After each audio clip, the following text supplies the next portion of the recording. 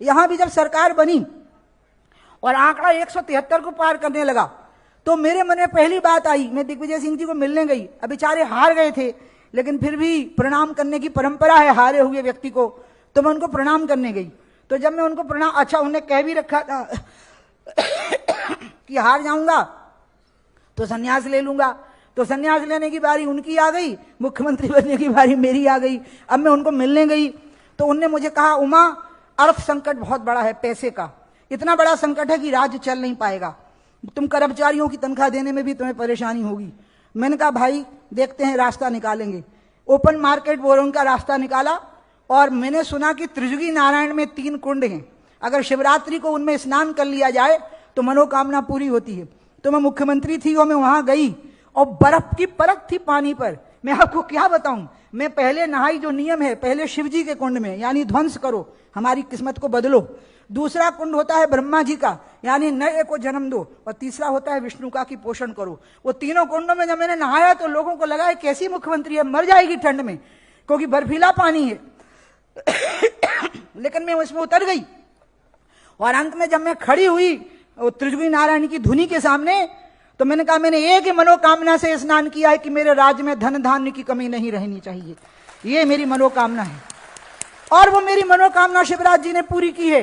किसान इतना खुशहाल है, मजदूर इतना खुशहाल है, महिलाएं इतनी खुशहाल हैं, नौजवान इतने खुशहाल हैं, सब तरफ प्रसन्नता देखने को मिलती है लोगों के चेहरे के ऊपर।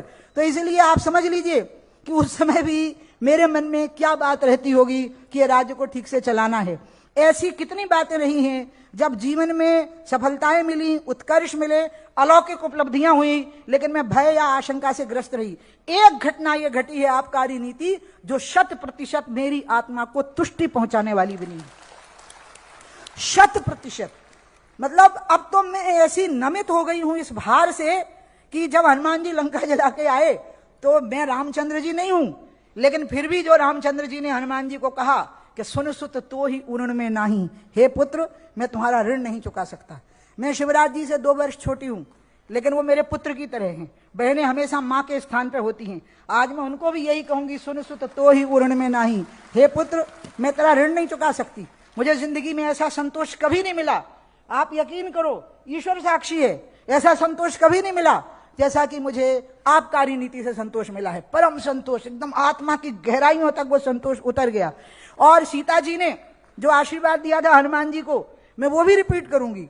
जब हनुमान जी सीता जी के सामने खड़े हो गए तो जो सीता जी ने कहा वो भी मुझे शिवराज जी को कहना है, अजर अमर गुण निधि सुत होहु और करहूं बहुत रघुनायक छोहु। हे पुत्र तुम अजर और अमर हो और तुम्हारे ऊपर हमेशा भगवान की कृपा बनी रहे। तो मैंने रामचंद्र जी का भी संदेश दे दिया और मैंने सीता जी का भी संदेश दे दिया कि आप अजर और अमर हो, आप सदैव विजय प्राप्त करो, सदैव स्वस्थ व प्रसन्न रहो, आपका यश सदैव बना रहे, क्योंकि तनय मात पित पोषण हारा, दुर्लभ जननी सकल संसारा।